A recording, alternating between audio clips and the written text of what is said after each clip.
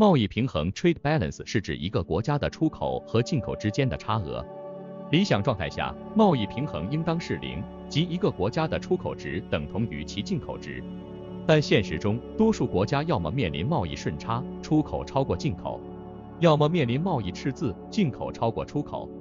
历史上，许多国家采取了各种政策来达到或维持贸易平衡。例如，中国在20世纪末至21世纪初期大力发展出口导向型经济，以求贸易顺差，从而积累外汇储备，增强国家的经济实力。然而，长期的贸易顺差也可能导致国际贸易伙伴的不满，引发贸易战等外交冲突。贸易平衡不仅是单一国家的经济议题，它还深刻影响着全球经济格局。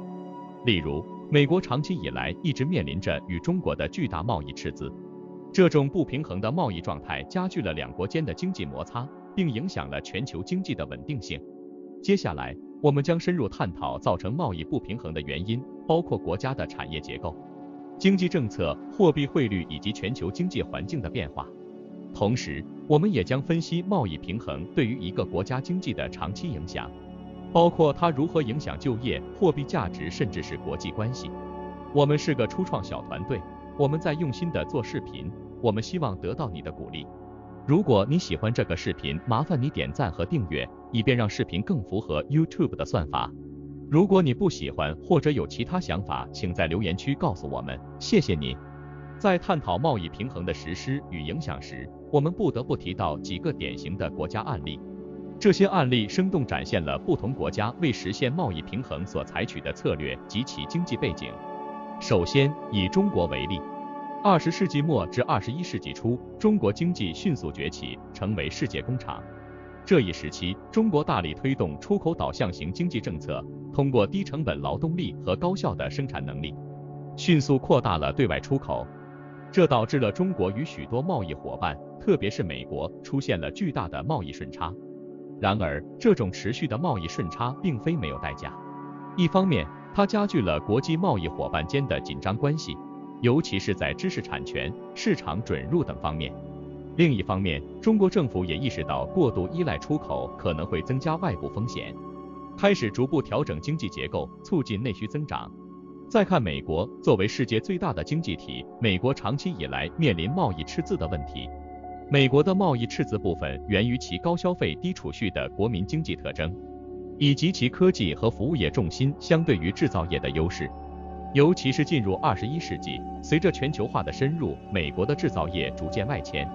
导致对外国制成品的依赖增加。为应对贸易赤字，美国政府采取了包括贸易保护、货币政策调整在内的多种措施。值得注意的是，这些政策在缓解短期贸易不平衡的同时，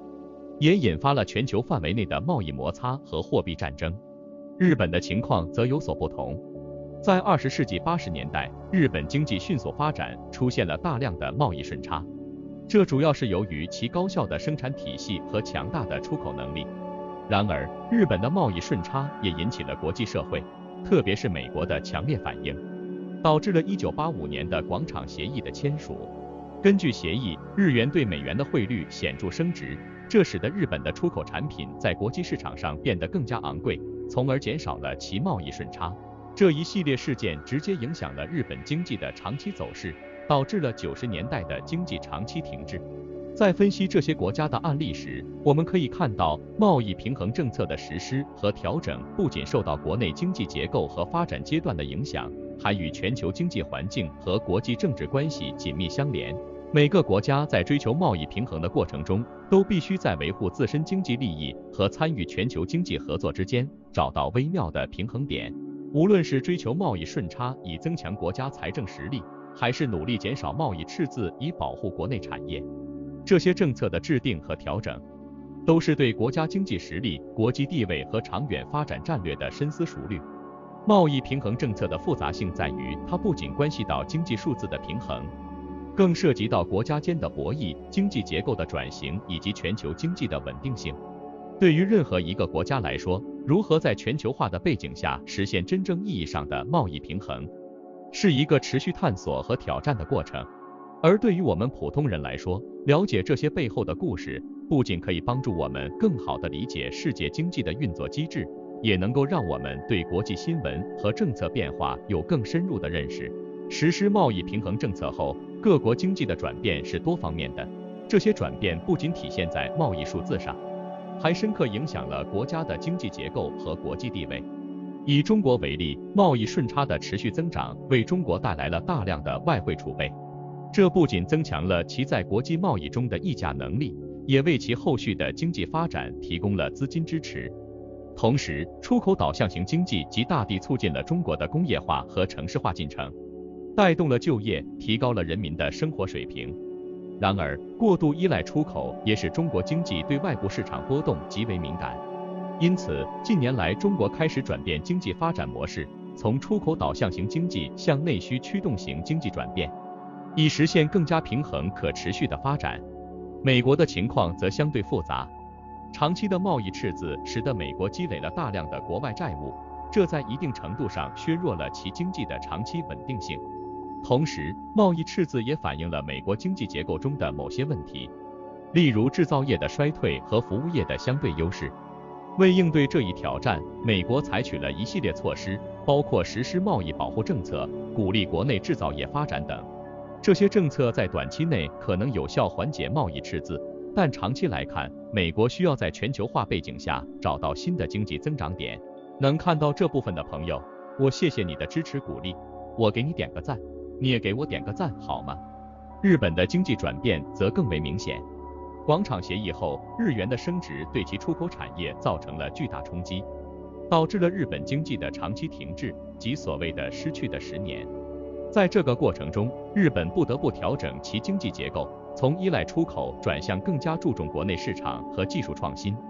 虽然这一转变过程艰难，但也使日本的经济结构更加多元化和稳健。从以上案例可以看出，贸易平衡政策的实施对于国家经济的影响是深远且复杂的。它不仅关系到经济增长的速度和质量，还涉及到国家的经济结构调整、产业升级以及国际竞争力的提升。每个国家在实施贸易平衡政策时，都必须考虑到自身的特殊情况和长远发展需要。同时，由于全球经济的相互依存性，一个国家的贸易政策往往会对其贸易伙伴产生深远的影响。此外，随着全球经济的不断发展和变化，贸易平衡的概念和实践也在不断演变。在当今这个全球化、信息化的时代，贸易平衡不再仅仅是简单的出口与进口的数学平衡，它更多的涉及到国家之间的经济合作、技术交流以及文化互动。因此，对于政策制定者来说，如何在保持贸易平衡的同时，促进国家的全面发展和国际合作，是一个长期且充满挑战的任务。总的来说，贸易平衡政策对国家经济的影响是多维度的，它不仅影响着一个国家的短期经济表现，更是塑造其长期经济命运的关键因素。随着全球经济环境的不断变化，各国在实施贸易平衡政策时，需要不断地进行调整和优化，以适应新的经济形势和挑战。贸易平衡政策的实施不仅对实施国家自身产生重大影响，而且在很大程度上也会影响到其贸易伙伴，甚至是全球经济。这些影响体现在多个方面，包括贸易伙伴的经济结构调整、国际贸易关系的重塑，以及全球市场动态的变化。以中国的快速发展为例，其成为全球制造业中心，不仅极大地改变了自身经济结构，也对世界经济产生了深远影响。例如，中国大量出口的低成本产品满足了全球市场的需求，这在一定程度上降低了许多国家的生活成本。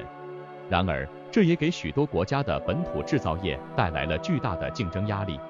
尤其是对那些依赖劳动密集型产业的发展中国家。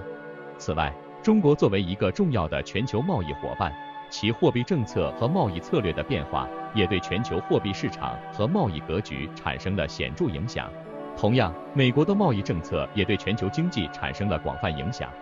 美国是世界上最大的经济体，其经济政策，尤其是贸易政策，常常成为全球经济趋势的风向标。例如，美国对某些商品实施的关税政策，不仅影响着该商品的全球贸易流向，也可能引发全球贸易伙伴对策的调整。此外，美国的贸易赤字问题也促使其主要贸易伙伴，如中国、欧盟等，重新考虑与美国的贸易关系，以寻求更加平衡和可持续的贸易格局。日本的经济策略和发展同样对其贸易伙伴产生了影响。广场协议后，日元的升值不仅影响了日本的出口竞争力，也对其主要贸易伙伴的经济产生了间接影响。例如，日元升值使得日本进口成本降低，这对于其贸易伙伴的出口产品来说是一个利好消息。同时，日本在科技和创新方面的投资加大，也促进了全球科技和产业的发展。总之，一个国家的贸易平衡政策，无论是追求贸易顺差还是减少贸易赤字，都会以各种方式影响到其贸易伙伴和全球经济。这种影响有时是积极的，如促进全球经济的增长和繁荣；有时则可能带来挑战，如引发贸易摩擦和经济不稳定。因此，对于各国政府而言，制定和实施贸易平衡政策时，不仅要考虑国内的经济需求和国际承诺，还需要考虑其对全球经济格局的潜在影响。在全球化日益加深的今天，各国经济的相互依存性使得贸易平衡政策的影响更加复杂和多元。在这个过程中，国家之间的合作和对话显得尤为重要。只有通过加强国际合作，协调贸易政策，各国才能在追求各自经济利益的同时，